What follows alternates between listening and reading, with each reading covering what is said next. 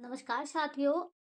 आज हम पढ़ेंगे महादेवी वर्मा की कविताओं को। तो महादेवी वर्मा की कविता में सबसे पहले हम देख लेते हैं कौन कौन सी इनकी कविता है जो हमारे यूजीसी नेट सिलेबस में लगे हुए हैं। बीन भी हूँ मैं तुम्हारी रांगनी भी हूँ, ये किसमें संग्रह है? ये नीरजा में है। तो बीन नीरजा बजाती है, तो आप ऐसा कर सकते हो। मैं नीर भरी दुख की बदली, मैं नीर भरी दुख की बदली, ये किसमें संकलित है? सांधे गीत में। फिर विकल है प्राण मेरे, आज हम इसी को पढ़ेंगे। फिर विकल है प्राण मेरे, ये भी किसमें संकलित है? सांधे गीत में। ये मंदिर का दीप, इसे नीरज जलने दो, किसमें है ये संकलित? दीप शिखा में। तो आज मैंने जो कविता ली है वो है ली है मैंने फिर विकल है प्राण मेरे, जो कि सांधे गीत में संकलित है। तो सबसे पहले हम कविता को पढ़ने से पहले हम महादेवी वर्मा के जीवन के संबंध में थोड़ा-सा मैं आपको बताना चाहूँगी। अगर इनके जीवन को समझ लेंगे तभी हम इनकी कविताओं को समझ पाएँगे, वरना हमें दुविधा हो जाएगी, सारी कविताएँ एक जैसी लगेंगी। तो हम क्या करेंगे, पहले इनके बारे में जानेंगे। ये हमारी महादेवी वर्मा, ये, ठीक है? तो इनके बारे में हमें जानना ज़रूरी है। तो इनका जन्म जो है 1907 में हुआ। अब आप बताइए, 1907 में 2 और लेखक हैं जिनका जन्म हुआ था। बहुत ही प्रसिद्ध है, आलोचक हैं, कवि हैं, लेखक हैं। 1907 में इनका जन्म होता है। कहाँ होता है? फर्रुखाबाद में। और ये महादेवी जो हैं, तो महादेवी के परिवार में लगभग 200 वर्षों तक किसी लड़की का जन्म नहीं हुआ था। ठीक है? और पहली बार जब महादेवी जी का जन्म हुआ, तो इनके परिवार वाले बहुत खुश हुए और इनका नाम रखा महादेवी वर्मा। ठीक है? क्या नाम रखा? महादेवी वर्मा। महादेवी वर्मा क्यों? क्योंकि महादेवी जो है महारानी को कहा जाता है, जो राजा की पत्नी होती है, उसी को महादेवी कहा जाता है। आपने एक नाटक पढ़ा होगा, याद है? एक नाटक में ध्रुव स्वामिनी है, ध्रुव स्वामिनी आपने पढ़ा होगा। तो ध्रुव स्वामिनी आपको याद होगा कि जो ध्रुव स्वामिनी है, उसमें जो चंद्रगुप्त होते हैं, वे ध्रुव स्वामिनी को महादेवी कहकर संबोधित करते हैं। क्योंकि वे रामगुप्त राजा की पत्नी होती हैं, महाराज की पत्नी होती हैं, तो इनका नाम महादेवी रखा गया। जो हमारे महादेवी वर्मा हैं, उनका नाम महादेवी रखा गया। और बचपन से ही इनका जो लालन-पालन हुआ था, वो बहुत ही अच्छे ढंग से किया गया था और इनकी पढ़ाई का भी पूरा ध्यान रखा गया था। महादेवी वर्मा को जिसमें रुचि थी, वे वही काम करते थे। इनके जो फैमिली का बैकग्राउंड था, वो भी बहुत अच्छा था। उसके बाद इनका जो है विवाह करवा दिया जाता है, विवाह हो जाता है, लेकिन इनका जो गवना नहीं हुआ होता है, तो बाद में इनक उनके ना पति के पास वो चली जाती हैं। लेकिन महादेवी वर्मा को अकेले रहने की ना आदत हो जाती है। तो जब अकेले रहने की आदत हो जाती है, तो अपने पति से भी ये दूर हो जाती हैं, वे कहकर कि साथ नहीं रह पाऊँगी। और फिर वे इनके पति भी कुछ भी नहीं कहते हैं, दोनों दोस्त की तरह रहते हैं। फिर महादेवी वर्मा अलग घर ले लेती हैं और फिर वहाँ रहती हैं। एक नाम आता है भक्तिन, याद रखिएगा भक्तिन,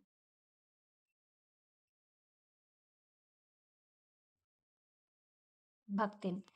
ये जो भक्तिन नाम की स्त्री होती है ना, याद रखिएगा ये जो भक्तिन नाम है, ये याद रखिएगा कि महादेवी वर्मा के साथ एक स्त्री रहती थी जिसका नाम भक्तिन था और इनके कार्यों में वे हमेशा मदद करते थे। अब महादेव और इन्हीं के साथ रहते थे और महादेवी वर्मा के ऊपर जो है बौद्ध दर्शन का प्रभाव पड़ता था और अद्वैतवाद दर्शन का भी प्रभाव पड़ता था और प्रयागराज में इनकी क्या हो जाती है, फिर मृत्यु हो जाती है 1987 में, 1987 में।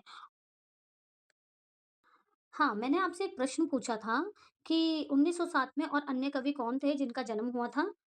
जी हाँ, हजारी प्रसाद द्विवेदी और हरिवंश राय बच्चन। इनका भी जन्म, इन 3 लेखकों का जन्म आप याद रखिएगा। इन तीनों का जन्म जो है 1907 में हुआ था। तो अब हम पंक्तियों को पढ़ेंगे जैसे कि मैंने आपको बताया कि पहले शीर्षक समझिएगा कि अब महादेवी वर्मा का यहाँ पर ना रहस्यवाद का प्रभाव पड़ता है। साथ में अद्वैतवाद का भी, जैसे अभी आपको मैंने बता दिया, प्रभाव पड़ता है। और जो महादेवी वर्मा है वे बताती हैं कि बहुत ही उनका जो मन है बहुत ही व्याकुल है परमात्मा से मिलने के लिए। किससे मिलने के लिए? परमात्मा से मिलने के लिए उनका जो मन है बहुत ही व्याकुल है। तो पंक्तियों को पढ़ेंगे, आइए। फिर विकल है प्राण मेरे, तोड़ दो ये क्षितिज में भी, देख लूं उस और क्या है। तो यहाँ पर देखिएगा एक शब्द आया है क्षितिज, ठीक है? क्षितिज शब्द आया है ये। तो क्षितिज का अर्थ क्या होता है? जब हम अपनी दृष्टि से देखते हैं, क्षितिज का अर्थ होता है क्षितिज जहाँ आसमान और धरती मिलती प्रतीत होती है, उसे हम क्षितिज कहते हैं। ठीक है? आगे पढ़ेंगे। जहाँ जा रहे जिस पथ से युग, कल्प उसका छा छोर क्या है? क्यों मुझे प्राचीन बनकर आज मेरे श्वास घेरे, फिर विकल है प्राण मेरे। तो यहाँ पर देखिएगा, एक शब्द आया है प्राचीर। क्या शब्द आया है? प्राचीर। प्राचीर का क्या अर्थ होता है? चार दीवारी। याद रखिएगा, परीक्षा की दृष्टि से पूछा जा सकता है। इसका अर्थ प्राचीर यानी चार दीवारी। और विकल का क्या अर्थ बताया? विकल यानी व्याकुल। तो यहाँ पर महादेवी वर्मा कह रही हैं कि जहां तक हमारी आंखें देख पाती हैं, उसके आगे क्या है? तोड़ दो, तोड़ दो ये क्षितिज में भी, मैं भी तो देख लूं उस और क्या है। यहाँ आप शब्द देख सकते हैं, जैसे मैंने पढ़ा कि तोड़ दो ये क्षितिज, मैं भी तो देख लूं उस और क्या है। आखिर परमात्मा कहाँ रहती है? मैं भी तो देख लूं, क्योंकि मेरे प्राण बहुत व्याकुल हो चुके हैं। अब मुझे ईश्वर से, परमात्मा से मिलना है।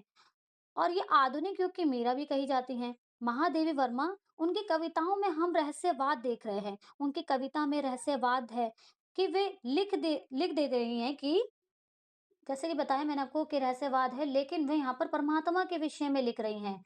तो वही कह रही हैं कि तोड़ दो ये क्षितिज, मैं भी तो देख लूं उस और क्या है। जा रहे हैं जिस पथ से युग कल्प उसका छोर क्या है। तो हमने ये पंक्ति पढ़ी, जा रहे हैं जिस पंथ से कल्प उसका छोर क्या है। अर्थात जहां पर सभी युगों युगों से जा रहे हैं, कहती हैं वो कि जहां पर सभी युगों युगों से जा रहे हैं, कहते हैं ना मृत्यु के बाद जो स्वर्ग लोक में जाते हैं, नरक में जाते हैं। आप लोगों ने भी बचपन में सुना होगा कि जो लोग हैं वो आसमान में रहते हैं मृत्यु के बाद। तो वे तरह तरह के यहाँ पे दंत कथाएं भी प्रचलित है। यही चीज महादेवी वर्मा कह रही हैं कि जिस युग में इतने दिनों से जा रहे हैं, इतने युगों से जा रहे हैं, आखिर मैं भी तो देख लूं वे स्वर्ग क्या है। क्यों मुझे प्राचीर बनकर आज श्वास घेरे। प्राचीर मतलब चार दीवारी, जैसा कि मैंने आपको पहले ही बता दिया। इसका अर्थ याद रखिएगा, जो बताया गया है आपको इसमें, वे याद रखिएगा। प्राचीन जो चार दीवारी होता है, उसके अंदर हम कैद होते हैं। तो वही महादेवी वर्मा कह रही हैं कि क्यों मुझे प्राचीन बनकर आज मेरे श्वास घेरे हैं। जो मेरे श्वास हैं, वे चार दीवारी बनकर में सांस घेरे हुए हैं। और जब तक ये शरीर में श्वास रहेंगे, तब तक हमारी आत्मा हमारे शरीर के अंदर ही रहेगी। जैसे ही हमारे शरीर से श्वास लेना समाप्त होगा, हमारी आत्मा मुक्त हो जाएगी, तो हम परमात्मा से मिल जाएंगे। अगली पंक्तियों को पढ़ेंगे। बिम ग्रहता कणों को, शलभ को चिर साधना दी, पुलक से नभ भरा धरो को, कल्पना में वेदना दी। मत कहो है विश्व झूठे, है अतुल वरदान तेरे। अर्थात इसका अर्थ यह है कि आत्मा रूपी परछाई ने जाने कितने दिनों से ये साधना की है। यहाँ बताया गया है, आप देख सकते हैं कि आत्मा रूपी परछाइयों ने ना जाने कितने दिनों से ये साधना की है। जैसे भ्रमर फूलों के प्रेम को पाने के लिए निरंतर साधना करता है, भक्ति करता है, वैसे ही मैंने यानी कवित्री ने, महादेवी वर्मा ने परमात्मा के मिलन के लिए जाने कितने दिनों तक साधना की है। जिस तरह असत्य कल्पना जिस तरह असत्य कल्पना में वेदना सहकर धरती आकाश में एक ही और देखकर हर्षित या आनंदित हो जाते हैं, समझिएगा यहाँ पर। उसी तरह से वैसे ही मैं आत्मा ने असह्य वेदना सही है, असह्य वेदना सही है। और अब वे क्या होना चाहती हैं? अब वे पुलकित होना चाहती हैं। अब वे पुलकित होना चाहिए। वे आगे कहना चाहती हैं कि विश्व है सृष्टिकर्ता, विश्व है सृष्टिकर्ता। मत कहो कि ये असीम वरदान तुमने ही दिए हैं। ये तुम झूठे हो, क्योंकि आत्मा और परमात्मा के मिलन का जो वरदान हमें दिया है, वे झूठा है। वे झूठा है। यहाँ पे आप पढ़ेंगे झूठा। ठीक है, वे सब झूठा है। ऐसे कवित्री लिख रही हैं, बता रही हैं। कह रही हैं जो आपने दिया है वरदान वो तो सब झूठा साबित हो रहा है। इस मिलन में अनेक बाधाएँ निर्माण हो रही हैं। इसलिए सृष्टिकर्ता को कवित्री उदास होकर झूठा साबित कर रही हैं।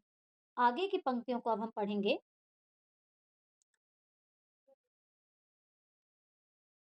नभ डूबा पाया ना अपनी बाढ़ में भी क्षुद्र तारे, ढूंढने करुणा मृदल घन चीर कर तूफान हारे। अंत के तम में बुझे क्यों आदि के अरमान मेरे। पंक्तियों को याद रखिएगा।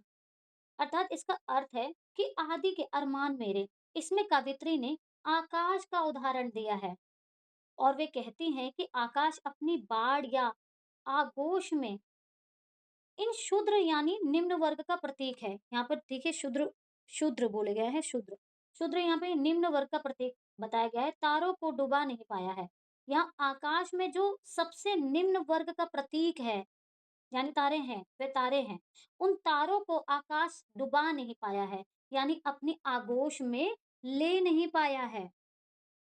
अपनी आगोश में ले नहीं पाया है। यहाँ ध्यान से समझिए। ले नहीं पाया है। वे तारे बादलों को चीर कर तूफान की भी बड़ी नम्रता के साथ जो ढूंढ लेते हैं, अर्थात जो अपने लक्ष्य को पाने के लिए क्षुद्र तारे भी नम्रता के दयावान बनकर बादलों को चीर कर अपना उजाला फैलाते हैं। अंत में इसी तारे के समान मेरे अरमानों को यानी मेरे जो अरमान को पूरा नहीं कर पाए और तमाम मेरी आत्मा परमात्मा में मिलने की जो आशाएँ हैं, अंधेरे में लुप्त हो जाती हैं। तो यहाँ पर जो कवित्री हैं, यानी महादेवी वर्मा हैं, वो कह रही हैं कविता के अंत में कि आत्मा परमात्मा के मिलन ना होने पर कवित्री जो है दुखी, निराश हो जाती है। यहाँ निराशावादी स्वर कवित्री का दिखाई देता है। तो अब हम इसके निष्कर्ष देखते हैं कि इसका क्या निष्कर्ष है कविता में। तो आइए अब निष्कर्षों को देखते हैं। कवित्री के कवित्री के असीम त्याग की भावना का चित्रण है, याद रखिएगा। आत्मा और दूसरा पॉइंट है आत्मा परमात्मा के मिलन की बाधाओं का चित्रण है, जैसे कि हमने पढ़ा भी है इसमें। थर्ड पॉइंट आत्मा परमात्मा के मिलन में सांसें बड़ी बाधा हैं। फोर्थ पॉइंट आत्मा ने शरीर त्यागने के बाद का तुलना आत्मा ने शूद्र तारों से तुलना की है। और लास्ट है हमारा 5 अंत में निराशावादी स्वर सुनाई देता है। अब आइए इसके कुछ प्रश्न करते हैं। तोड़ दो ये क्षितिज मैं भी देख लूं उस और क्या है। निम्न पंक्तियां किस कविता से ली गई है बताइए। मैं नीर भरी दुख की बदली। बी बीन भी हूं मैं रागनी भी हूं। सी फिर विकल है प्राण मेरे। ये दीप का ये मंदिर का द्वीप इसे नीरव जलने दो। तो कौन सा पॉइंट है इसमें। हमको पता ही है, इसका आंसर होगा सी, फिर विकल है प्राण मेरे। अगला क्वेश्चन है क्यों मुझे क्यों मुझे प्राचीर बनकर आज मेरे श्वास गिरे। पंक्तियों में प्राचीन शब्द का क्या अर्थ है। तो जैसे मैंने आपको बताया था चार दीवारी। प्राचीर यहाँ पे प्राचीर है, प्राचीन नहीं प्राचीर। यहाँ गलत हो गया, पंक्तियों में प्राचीन तो प्राचीर है। तो आप यहाँ पे कर लीजिएगा चार दीवारी। इसका आंसर जो होगा चार दीवारी। जी। तो मिलते हैं नेक्स्ट वीडियो में। धन्यवाद।